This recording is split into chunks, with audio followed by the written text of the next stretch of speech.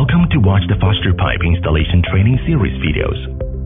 Today, we will bring you the FSTpipe stainless steel double press pipe-to-pipe connector operation.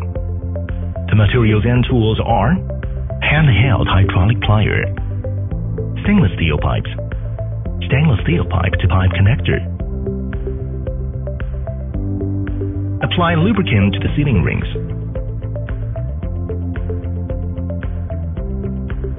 Insert the stainless steel pipe into the pipe-to-pipe connector.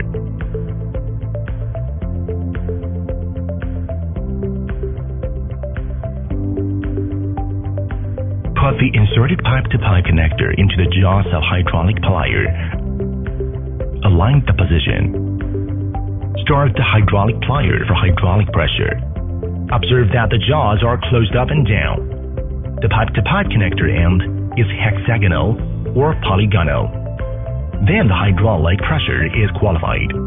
Repeat the same steps to install the other side of the pipe-to-pipe connector. Then the installation is completed.